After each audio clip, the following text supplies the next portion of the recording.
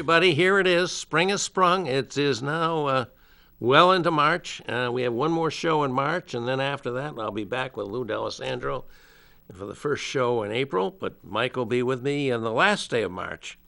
This is the 24th. He'll be with me on the 31st. And it certainly has been lovely out. And it's lovely that today, after too long an absence, we have one of the great contributors to the welfare and success of our city and our state, Alderman and State Representative Pat Long. Pat has served, how many terms have you been an alderman, Pat?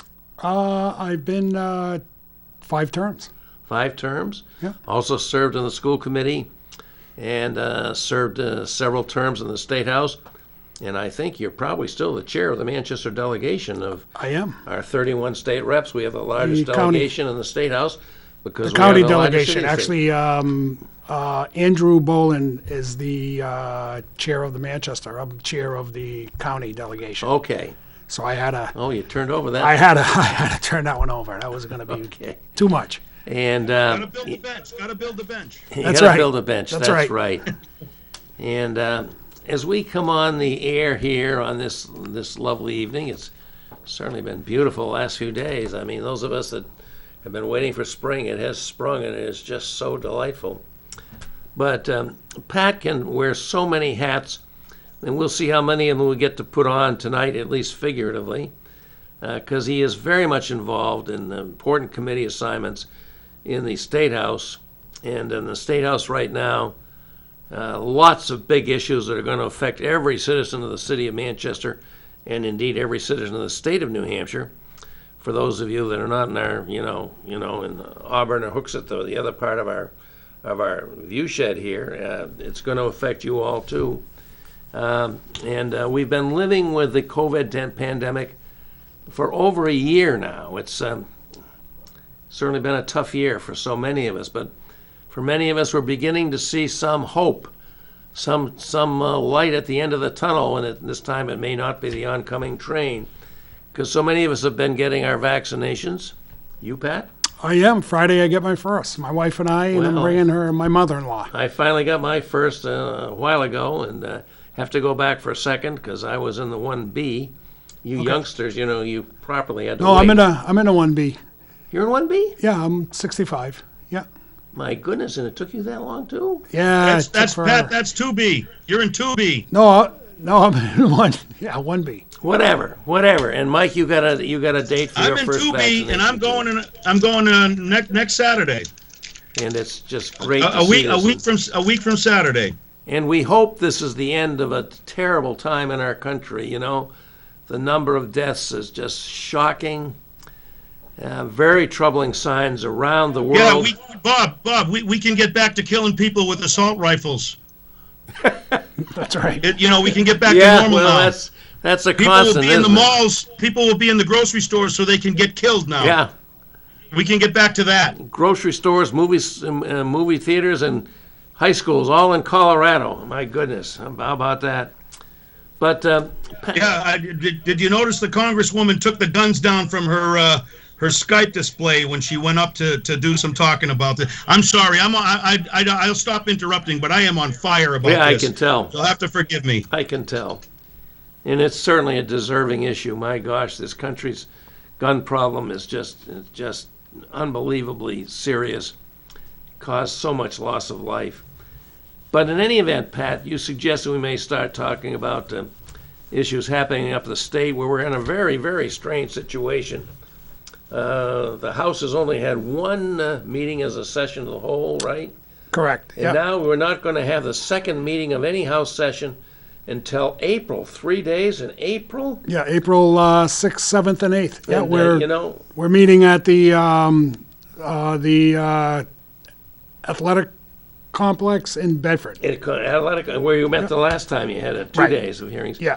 And, it's just amazing. By this time, the House would be meeting in session regularly, week by week, to deal with bills coming up from the various committees.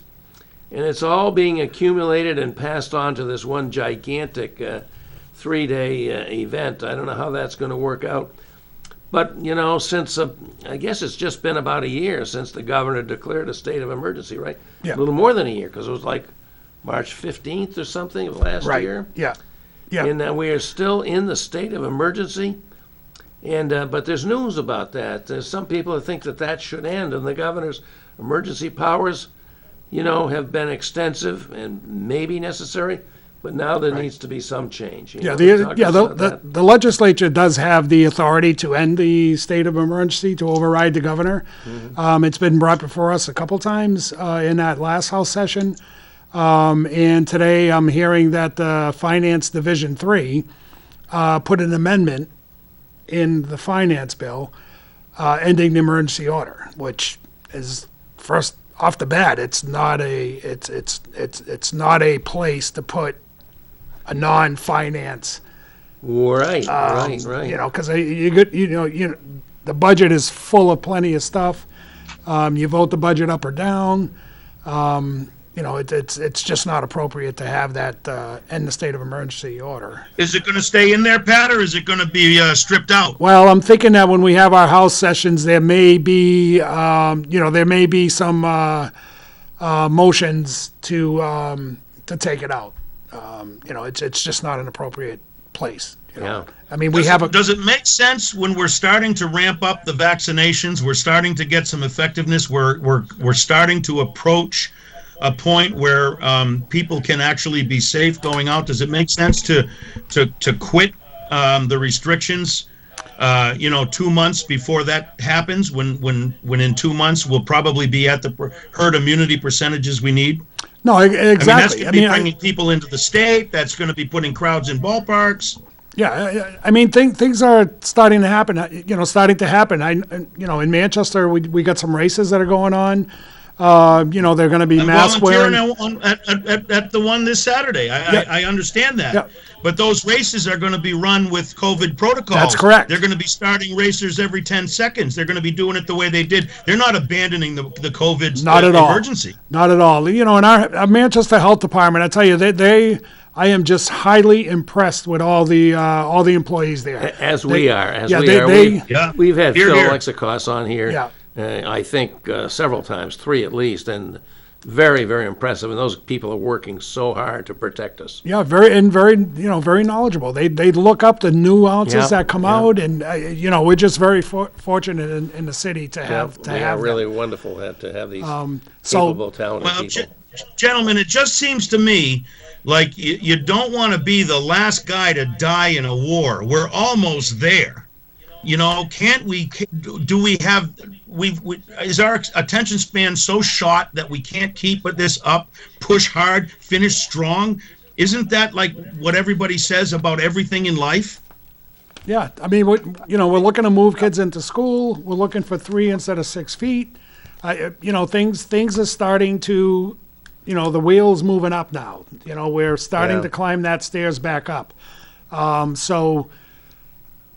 Putting something like ending the emergency order in is just, putting the cart before the horse.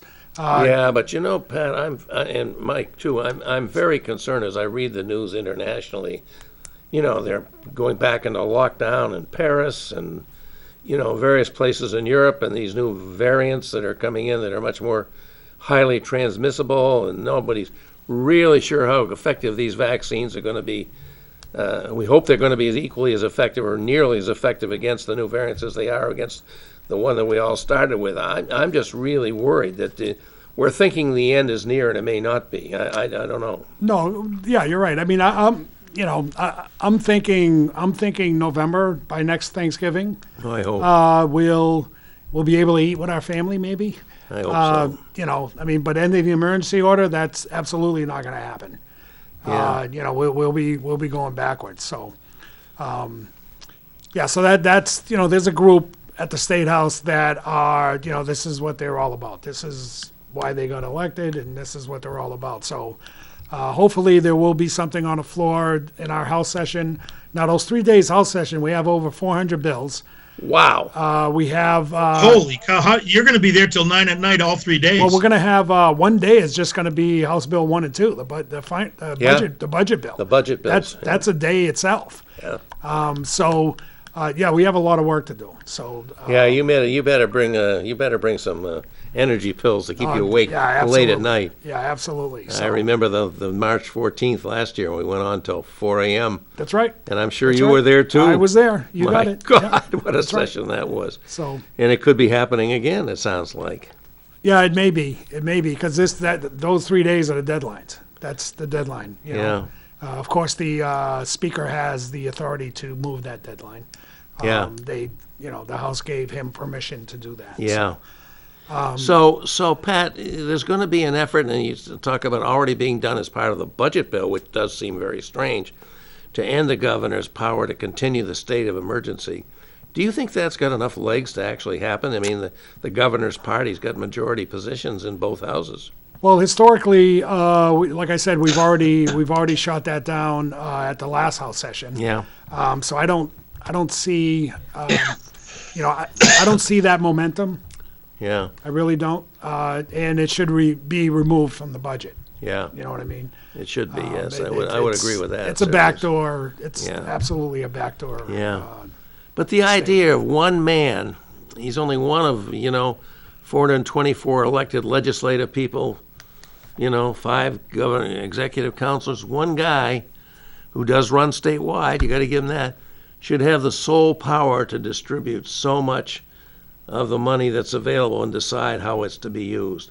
Yeah. And now we got a whole new chunk of money coming in as a result of the newest stimulus project, the 1.9 billion that's now passed out of Congress, been signed by the president, bringing the significant sums to New Hampshire. And who's going to control that money? Can you Right. talk about that issue? Yeah, I mean, from what I've been reading, it appears that the governor is looking to distribute some responsibility on that. Also, one to the executive council, which of course is 4-1. So Yeah, that's his folks. And also with respect to the How generous of him, huh, Bob? What's that? How generous of him. Right. and also to the to the chairs of Senate and House Finance, which are also Republicans. Obviously Republican. Yeah. And also, my understanding is that there were a couple entities that asked for an appropriations breakdown of the 1.25 billion that he spent, and that hasn't been forthcoming. So, I would suspect that the governor will say, you know what, I'm not taking sole responsibility for this. I'll Yeah. share it with the executive council and It might be smart of him, The too. two House finances. If he's Yeah, planning to absolutely. run for Senate in 2 years against Yeah. Senator Hassan, Yeah. he might be really tagged with some things if he's But I mean, misusing his. let's get the breakdown of appropriations for the 1.25. Yeah. What's Pat, why is it not forthcoming? Is it a refusal? Is it we need to accumulate the numbers? What's the explanation? Yeah, I'm not sure. I mean, I can't see anything that would be private in that. It's an appropriation. So I'm not sure what. When you're taking my money, you cease to be private, right? No, you're right. You're right. So I'm not sure what the hesitation is, Mike. But you're absolutely right. That should be a no-brainer. Here you go. Here's whatever 1,000 pages of every dollar I spent. And to what? Well, judging the way he rolled out this last phase of Vinny, it's no surprise that he probably isn't ready and doesn't have it done. Yeah, that could be it. That could be it. Yeah, I would think Right. that would sit in a line item by itself. Yeah. Right? Yeah. So that's another. I mean, the Department of Treasury is who you're reporting to.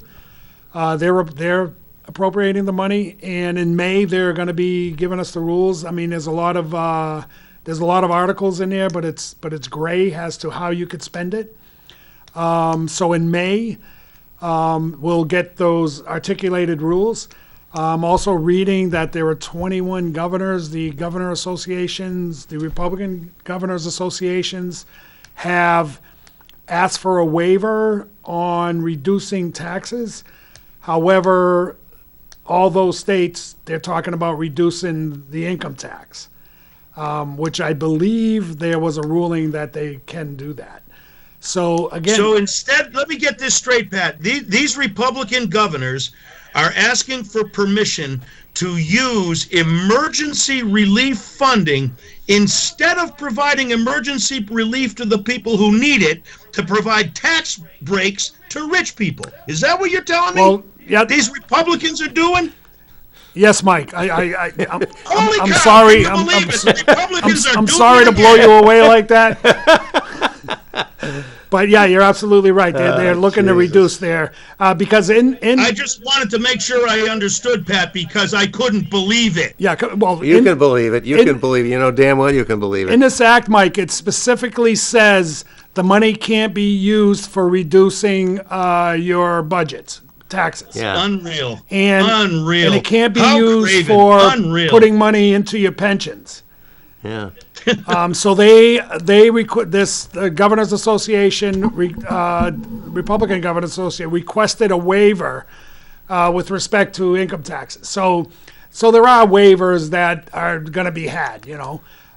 So once we get these rules, we'll be able to articulate better, both in the state and in the city of Manchester, how we could use these dollars to benefit. I'm a firm believer in one time. You know, you're right. You want to use it for one-time accounts, but I'm asking the elected officials to be more creative. Not only put it towards one-time funding, but also that one-time funding that you do also carries over when this money's gone. Yeah. For example, at the Yeah, county level. set up systems. Yeah, at the county level, we have 3 buildings. 2 of them, one of them has the Temple Street Court has one office in there for the attorney, the county attorney's office. Not the attorney himself, but one of his attorney's office. Yep. And there's another building that has 2 offices. Well, we got room in Goffstown on the 3rd floor. Let's renovate that and merge those 3 offices there. Now we have 2 buildings that we're spending millions of dollars every year Yeah, on, which we don't really on need to- maintenance Yeah. and heating and lighting, and let's sell those buildings. Yeah. I know Nashva's already looking at the Temple Courthouse to turn it into some sort of affordable housing.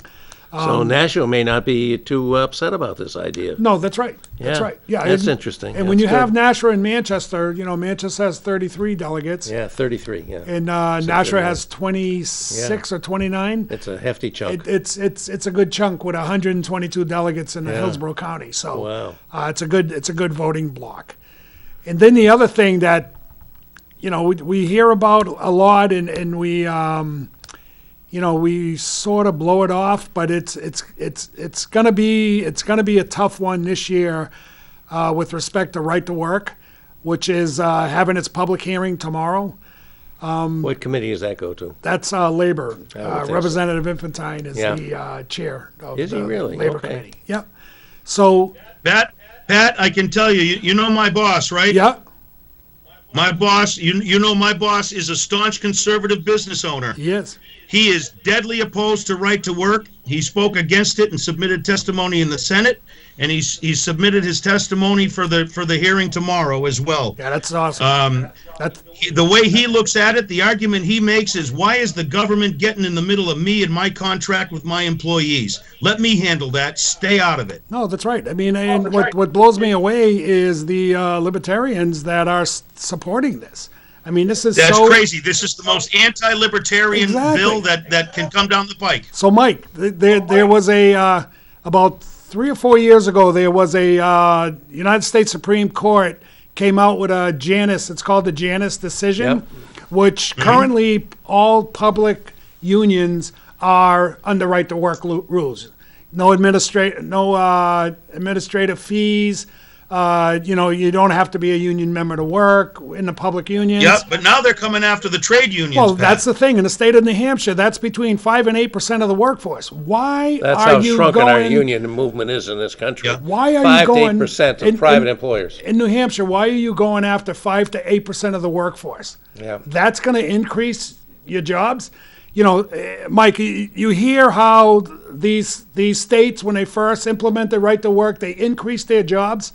Well, that may be the case. However, that's not the case today. Today, those manufacturing jobs aren't here. Number 2, the ones that are here are being done robotically.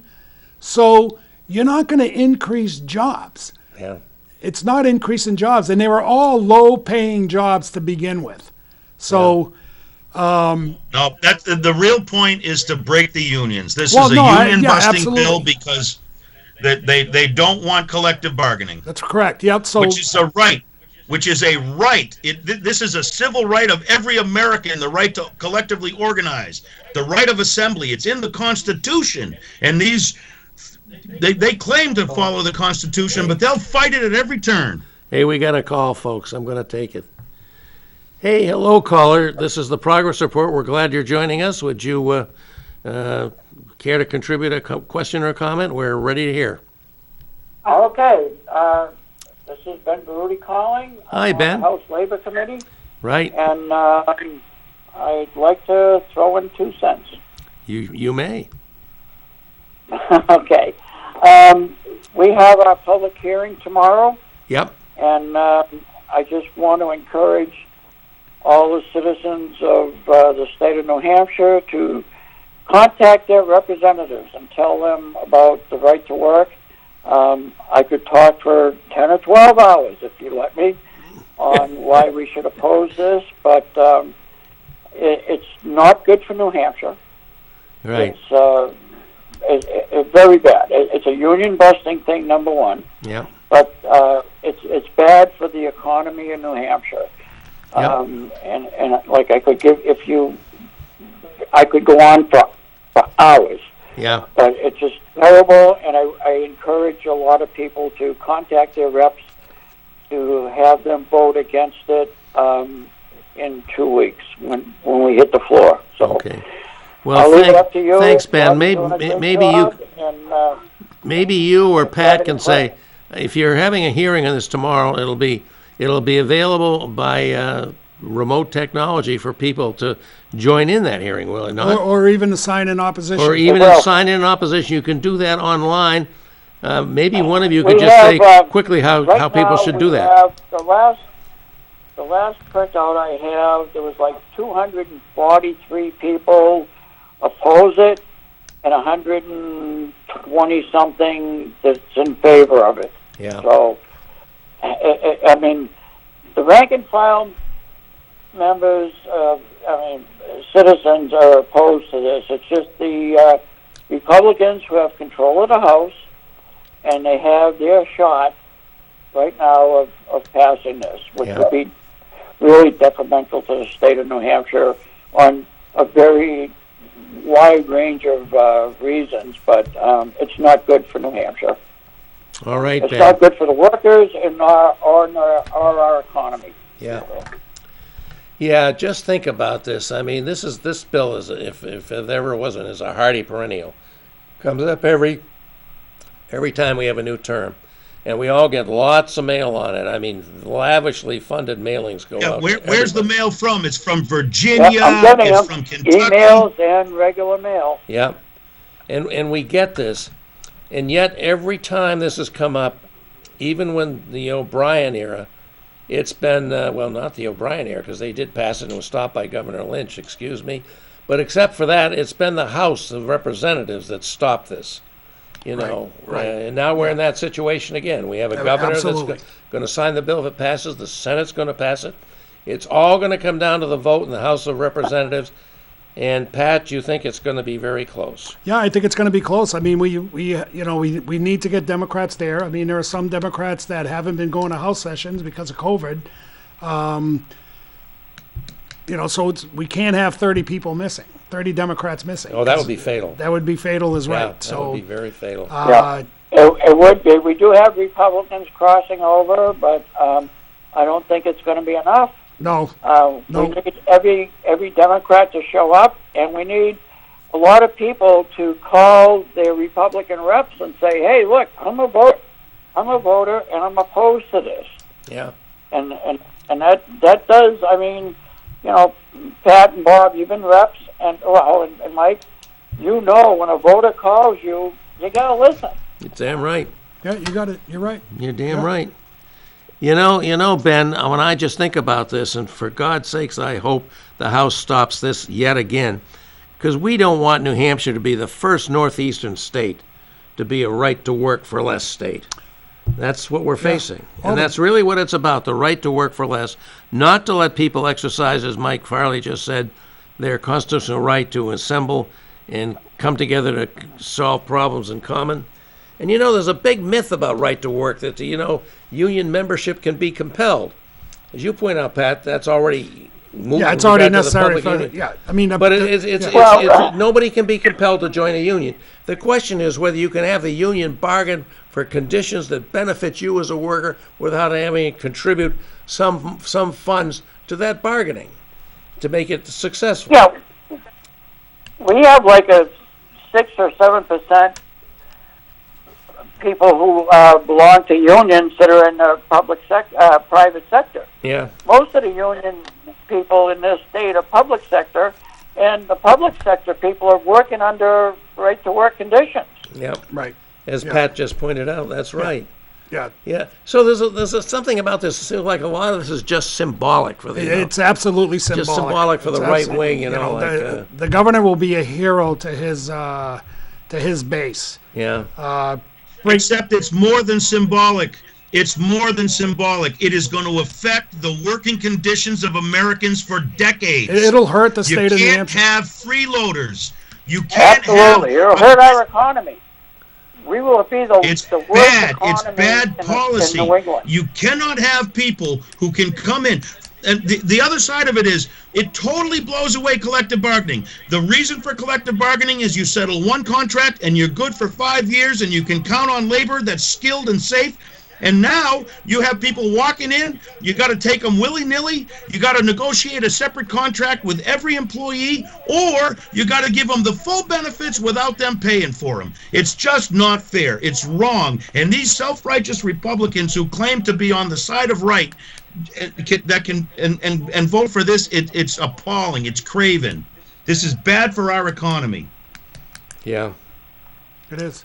So, Sorry, Bob. I'm still on Thank fire. you, Ben. Thank you. Okay, I really couldn't hear what Mike was saying, but I just wanted to throw my 2 cents in.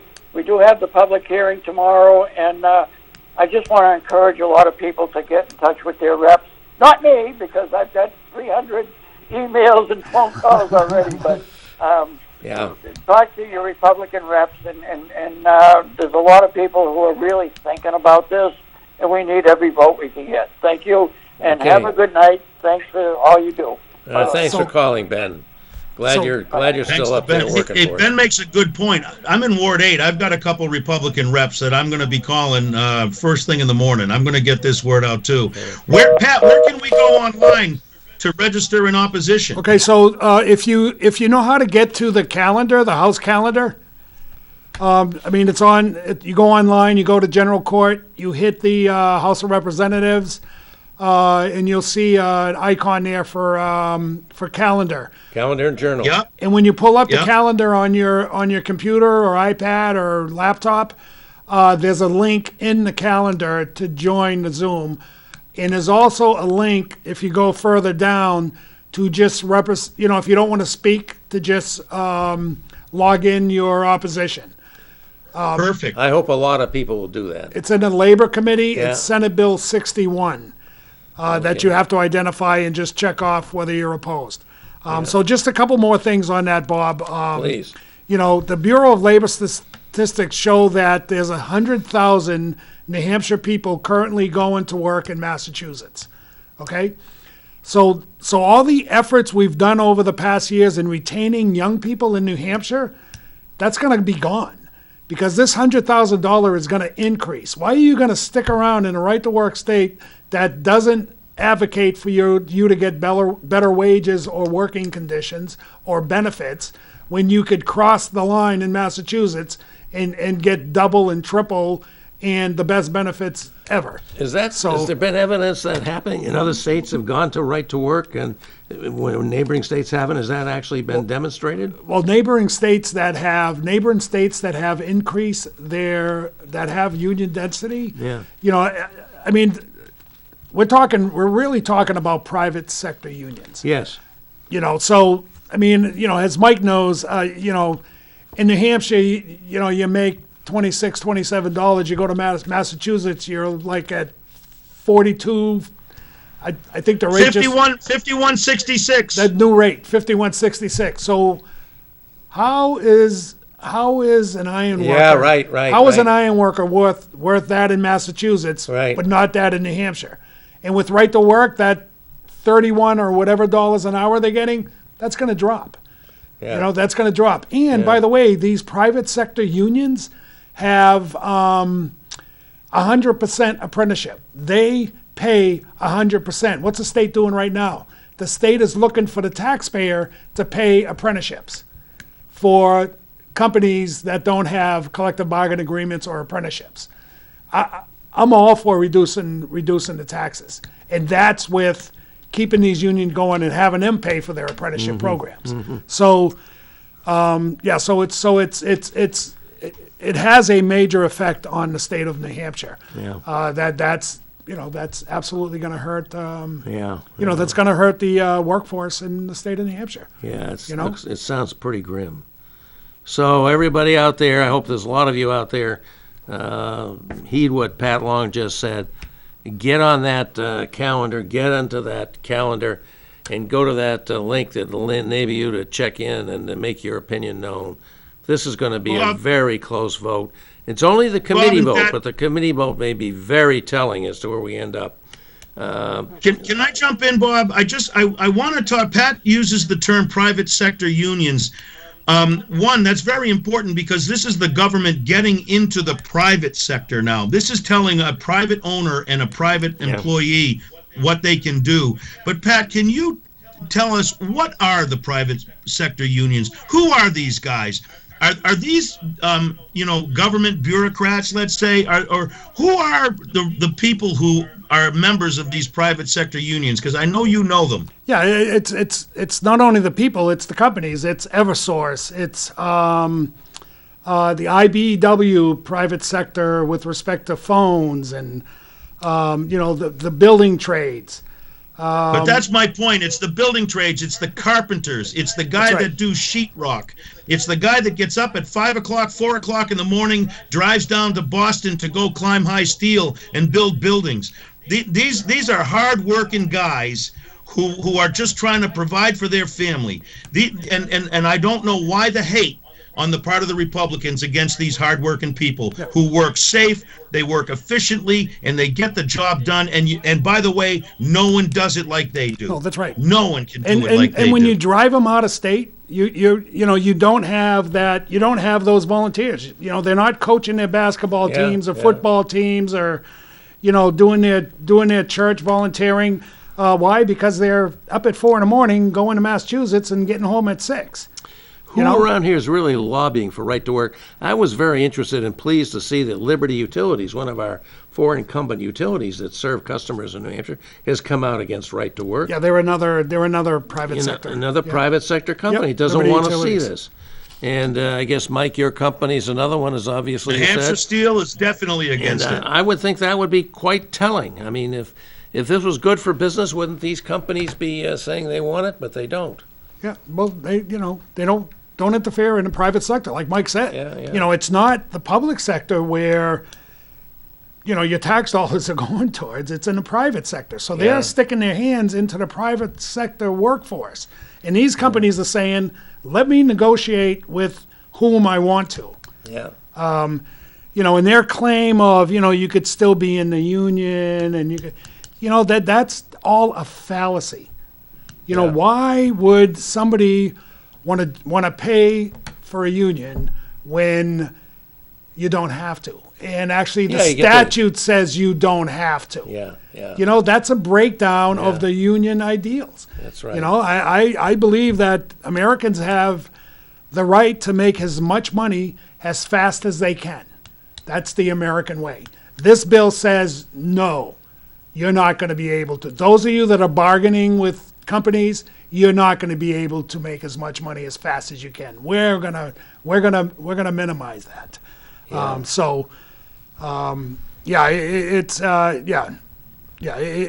going to devastate the state. It's going to send people out of the state. Period. Yeah. I'm grateful for the union. I'm able to do what I'm able to do because of a pension. Yeah. At 22 years old when I joined, I wasn't thinking of a pension. Right. Thank God they were thinking of a pension for me. You're damn because right. now I Yeah. have one, Yeah. and I'm able to do what I do. So, so that's with the state, and there's plenty more with the state too, Bob. But Yeah. Maybe we should turn now to the city side where you have long service as an alderman continuing to this day, representing downtown part of Manchester and a good chunk going up to the northern part of the city too. What are the major issues facing the city that are taking up your time and attention and your fellow alderman and the mayor? Right, so we have a, we have a budget coming up too. The Yep. mayor's gonna be presenting hers on the 30th, I believe, March 30th at 6. We're also getting 44 million plus of the American Rescue Plan Act. And actually, if you go online to the city website, the mayor set up a questionnaire where you could, state where you would like to see the money go. And it's open. There's no bad idea. Wherever you want to see that money go, just write it in there, and the mayor's going to figure that all out. See how many people. So does this all mean that for this year at least, the tax cap is not going to be much of an issue? Well, again, you can't use it to decrease taxes. So we can't, there's some things where we could put it for example, we're $900,000 short in and about there on parking revenue in 2020. Yeah. So that money you could use, you could take from there, that 900 that you got shorted. So there's plenty of scenarios that you could use this money for. I mean, there's a lot of substance use disorder, infrastructure, mental health. Yeah. You're able to appropriate this money to nonprofits for. So what are some of your ideas? What are you going to answer that website question with for yourself? Well, I mean, mine is this is an opportunity to move the city forward. Not only this money's got to be spent by December of 2024, December 31st.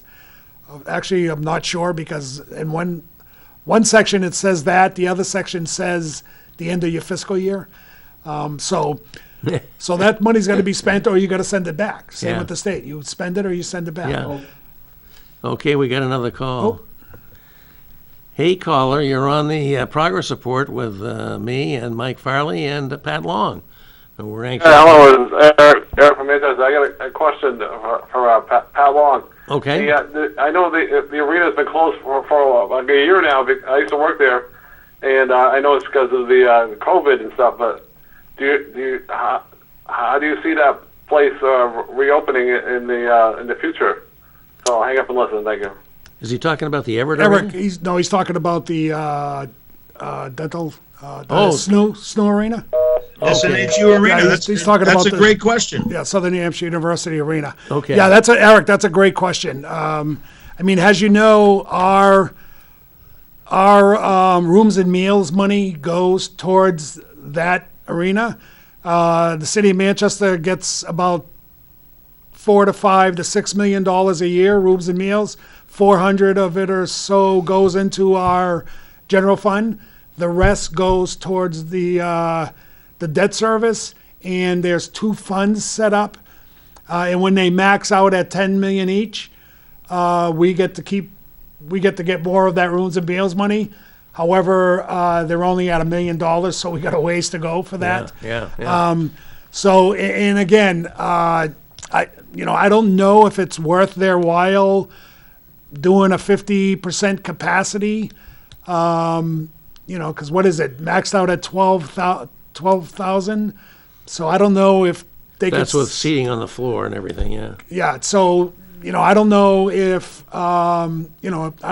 they could do, coming up, once these restrictions, like schools went from 6 feet to 3 feet. Mm-hmm. So once these restrictions lift, I don't know if that'll fit in their business plan.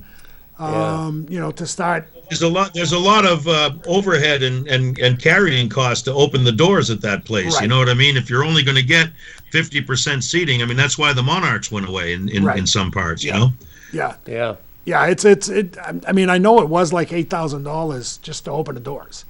Yeah. So if you wanted to use it, that was the startup cost. So this pandemic and the limitations we've had on gatherings must really be hurting them badly. It is.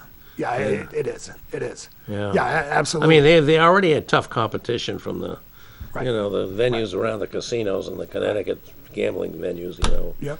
Foxwoods and whatever, yeah, I'm hoping that. And we were really moving up our performance arts capabilities here with the rebuilding of the Rex Theater and opening that. Looked beautiful, but I don't know how Peter Ramsey can hold things together. He's tried a number of things. He's tried yeah. limited seating. He is. He's tried offering live streaming of his shows. I just It's just not the same. just not the getting same. going there live. No. And again, I'm hoping if we're all responsible with respect to masks, with respect to vaccines, with respect to our distancing, our numbers will go down and they'll start releasing some of these restrictions and these venues will start opening again. Hey, Pat. Yeah. Pat, are you in favor of a vaccination card? A vaccination card? A certification saying I've got my shots, I'm good to go, so that people who don't can't come and mess up our lives? Yeah, absolutely. I would look at that. Why not? Yeah. Why not? I mean, you're going to get your, I have a right to show up maskless, But no, you're right, Mike. If that's going to get the economy going quicker, which I think it would, if everybody knows that I'm going to this venue with my vaccinations, Yeah. I don't have to worry about people who don't have it or don't want to get it or don't want to wear a mask. Yeah, if that's going to boost the economy, why not, Mike? That's a great idea. Yeah. That's the first I hear of that. Yeah. And Well, the airlines are talking about it to board flights to. okay. Certainly. And I'm overseas hearing flights. that I got some disturbing news that New England College is sending their arts students. They want to send them to Henniker. I was like, that was such a perfect fit for Manchester. Oh, really? I had not heard that. Yeah, the New Hampshire Institute of Art merged with New England Right, College. New England College. And I was talking to one of the college people that was telling me that they're looking to move the arts program Which is the whole program. to Henniker. Yeah. And I'm oh like, my ugh, gosh. I hope not. unfortunate. Because I know that place what a struggled, boost. but what a boost to our city life it Oh, was seeing for sure. those kids going around with their their sure. portfolios Yeah. of art and their Yeah, pink hair and purple hair. yeah. So That would I, be such a loss. I'm so sorry. I'm hearing this for the first time, Pat, and this is very, very sad news. yeah, it is. Well, I'm trying to reach out to New England College to see, what the issue is. I don't know if it's housing. I don't know why they're planning on doing that. see, I thought the merger with New England College was a good I thing did for too. the institute. Well, it I was thought essential would be to save fantastic. the operation here, I think. Right. Yeah, They needed, but I they never needed a thought. merger like that. But they're building a fine campus right in that quadrangle there. I really never expected that it would take this turn. That's sad news. Yeah, because we in Manchester we've been working on increasing the arts. Yeah. Yeah. Because there's dollars that come with arts. Oh, yeah. We know that. We got several of places downtown throughout the city that cater to that venue, and they've been doing well. Yeah. So, Yeah. hopefully that may not happen, or they'll keep something there. But I heard it was the program itself. I had not heard that So, either, and I hope you're not right about that, Pat. Another issue we've been very concerned with in the city and probably at the county level too, which we could also go to, but is the issue of our homeless population. It looked like it was going to be really tough to help these people get through the winter, which we're now through. And how's it looking now? I mean, have we gotten on top of this homeless issue to some extent, or Well, we're certainly better off than we have been. My concern is March 31st, the temporary shelter closes. That's the old police station. Correct, and they had like up to 70 people there. Where are they going? So, Pat, I got to interrupt. Go ahead. Then why close it? If it works and we need it, why are we closing it? Yeah, but we leased it, Mike. So it was a lease.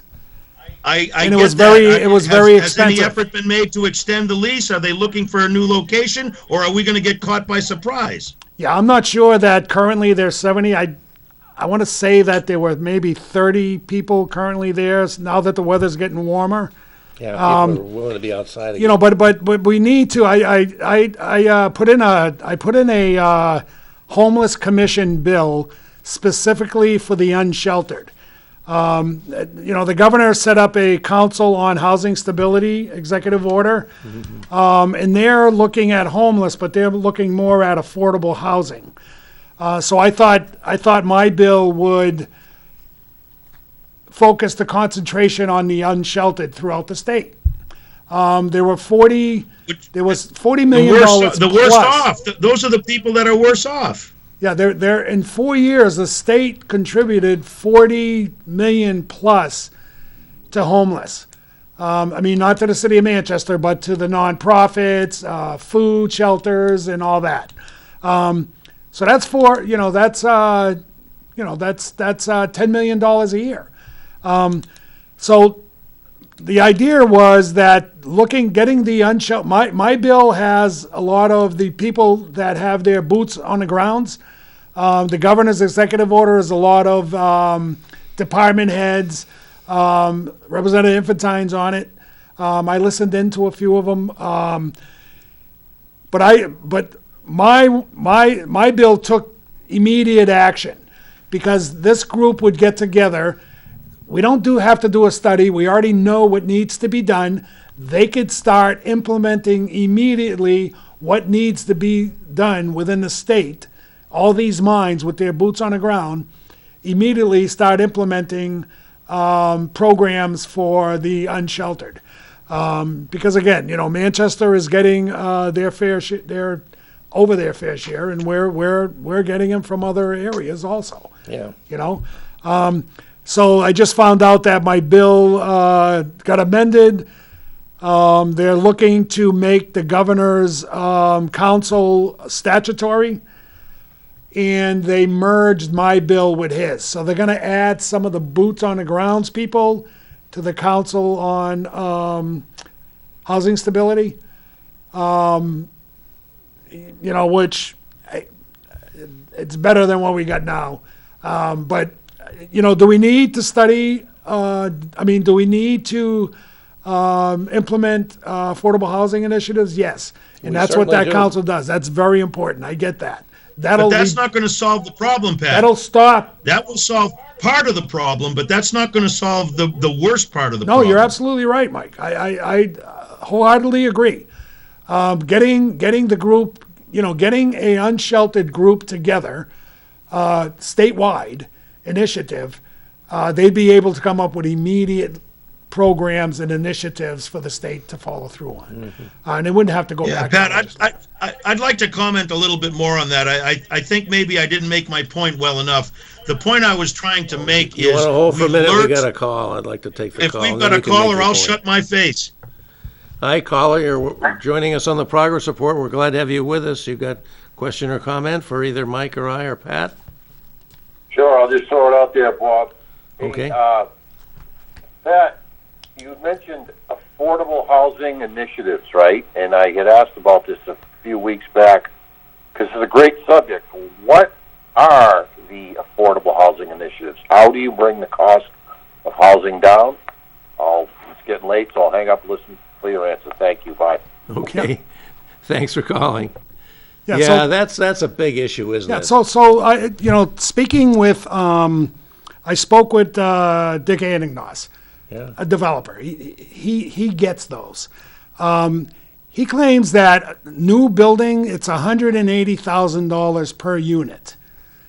So affordable housing would need about $100,000 break to make the finances work. You know, in and around that number.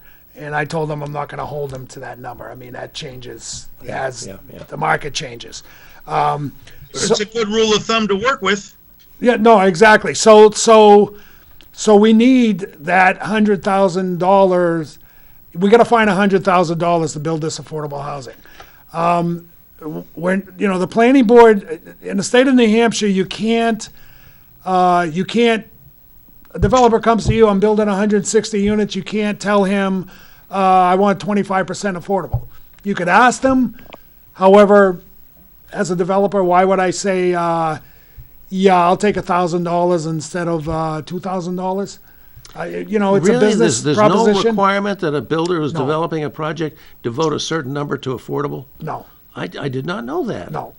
I mean, lots of places have such a requirement, Yeah, don't they they? do. They do. Yeah, I it's just- called, I'm here to tell you, I see that all the time, Pat. You know I do.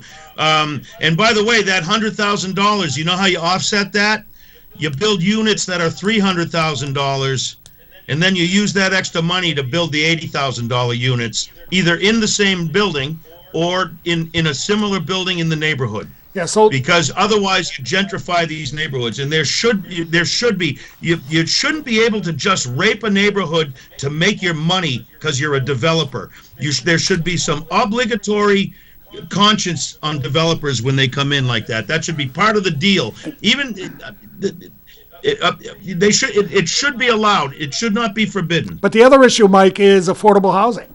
That's, 50-80% of median? You know what that is in Manchester? That's like $1,500-$1,600 a month. Yeah, That is not affordable housing. no. Agreed. So. Agreed.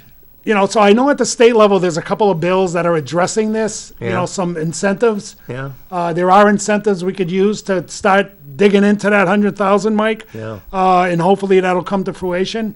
And also the planning board is looking at, a couple initiative, Mr. Agnos wrote to us, on some ideas, with cutting, there's a lot of, conditional use that is a high cost for developers, where a lot of times they're not changing the face of the property. They're not adding or taking away a building, or it's the same face, and, we have them come back, jump through the hoops that we have them jump through the hoops. So I know you're running out of time, Bob, so if I could yeah. just mention. Yeah, please. I just want to let Chief Aldenberg know how the gratitude that I have that he's our chief. I mean, this guy is so proactive in training, so proactive in community policing initiatives. I mean, he is just plugged in. He gets it, and I'm blown away by reading these efforts that he's doing with our police force. Okay. Manchester. And as I is mentioned sitting- to you before we went on the air, I'd like you to intercede, and maybe I'd like to get down and make his acquaintance and urge him to come in here and join us. I 'Cause think that would be The great. last police chief declined to do that, and I would really like to have the chief tell his story about what he's doing to benefit this city, because I'm sure it would be worth hearing. I mean, he is so listen to the residents that it blows me away. Now, was he brought in from outside, or is he promoted from No, within? he was promoted from within. What was his prior position? He wasn't the assist. He was investigation, I think. Okay. Detectives. But in I any think he event, oversaw the he's detectives. in now, and No, he's in now, and I tell you, think it's going to be great. Yeah, he's not sitting back. Well, and I'd really, figuring out. really like He's- to meet this gentleman he's- and have he's him punching come right on, away. and we'll treat him with great respect and Yeah, he care. does he did a Facebook Ask the Chief. Yeah, And I watched it because I was waiting. Oh boy, I hope he realizes he may get some calls that he may not like. He was awesome with everybody that called in. really. He was Yeah, I straightforward. saw that too, Bob and Pat. That was a great job he did. Well, there we go, Mike. We got to get him on the show. I hope he'll agree. Yeah. Great. So what else we got? We got a few more minutes left. So I just was at an in-town meeting. We have I saw some concept drawings on the Mill Girl. Yeah. Blown away. That is going to beautify that area so nicely. It's Yeah, gonna, it's a wonderful historic and they're- artistic treasure we have there. Yeah, and I remember 8 years ago with Manchester Connects working on those Yeah. initiatives, and there's a gentleman from Hoyle and Tanner, and I wish I could recall his name because he is just, he is not letting this go. Yeah. And he's the one that's overseeing this with Bresinger, and it's going to look awesome. It's going to be ADA compliant. They're going to set up areas for. There's currently a hot dog vendor now, maybe a food truck. Yeah. It's just That's nice to hear. positive. Yeah. Something positive. Because I'm not sure that Manchester Connects, I think they had some great ideas. I'm not sure the city's follow-through was that great. No, it wasn't. Yeah. But their ideas were great, and Their still ideas were great. and they're still meeting. Yeah. They haven't given up, and this is part of their initiative. Well, you right know, here. I'm ready to go another whole hour with this, but I'll just be very provocative. I think Manchester's too wedded to automobiles and parking. I mean, a great city. You watch these travel shows about Europe. Most cities that have gone to pedestrian-only thoroughfares, they like it. They don't ever go back. It's a big controversy to get it done, but when it's done, people like it. Right. And I think, we should aspire to that too. I think we've gone too far trying to make Manchester car friendly, and that's my own personal bias anyway. And I think Manchester Connects kind of had that point of view too. Yeah, they did walkable. Yeah. Walkability. Bikeable city, and plenty of good transit to help people get around that are not easily able to walk or a bike, Exactly. But Yeah, we can exactly. take care of this and make the city a wonderful place to enjoy, which it already is, but it could be better. yeah, It could be better. absolutely, always. And that's another thing I really hope some of this money go to is, finishing up our rail trail programs, and we got a wonderful rail trail to go to Goffstown now. I use it all the Yeah. time. Wonderful rail trail. We ought to connect with the Londonderry rail trail down at the airport. That's a really nice trail. Yeah. I love that. Bob, love I that want stuff. to I want to jump in. I didn't mention earlier when we were talking about this funding, and Pat said there were restrictions, but the wonderful thing about money is that great word, fungibility. Right. If you put it where you can, you don't need the other money there, and you can move it where it needs to go. So That's right. Pat, it's always a wonderful to spend time with you on this show. You do so much, and you're so well informed and get great understanding, and you want to do good things, and you do so many good things. It's really been wonderful to have you here and joining us. Maybe just a little bit on the county, because you're still the head of the county delegation, right? I am. I chair the county delegation, Hillsborough County delegation. And that's an Yeah. interesting thing too, Yeah. because Hillsborough County is actually older than the state of New Hampshire, Yeah. and it includes our two largest cities as part of the county, along with a lot of towns. And one thing that's been kind of distressing to read in the news is about some of the problems at the Hillsborough County Jail in Valley Street. And is that a concern to you? And are you looking into that? It certainly was a concern. It's not a concern anymore. That's being addressed on a monthly basis by the commissioners. Yeah. I did speak to Superintendent Scurry? Scurry, Yeah. and he immediately sought help with respect to Oh, that's good. with respect to the COVID breakout. Yeah. And he sought help from our health department too. Another thing with our health department, they reach out to people that aren't necessarily just the city. Yeah. We are so fortunate we have not only health absolutely. department, but these particular Absolutely. public health officials serving us, and we're very, very pleased. Yeah, so they do have that under control Yeah. within the Hillsborough County Corrections. Yeah. Okay, well, this has been great. Again, Mike, can't wait till you come in here. Thank you, Get your Mike. shots and come Don't in be and long join now. us. And Pat, I'm thank you getting for my joining shots. us. It's really been great. Yep, terrific. Okay, folks, bye-bye.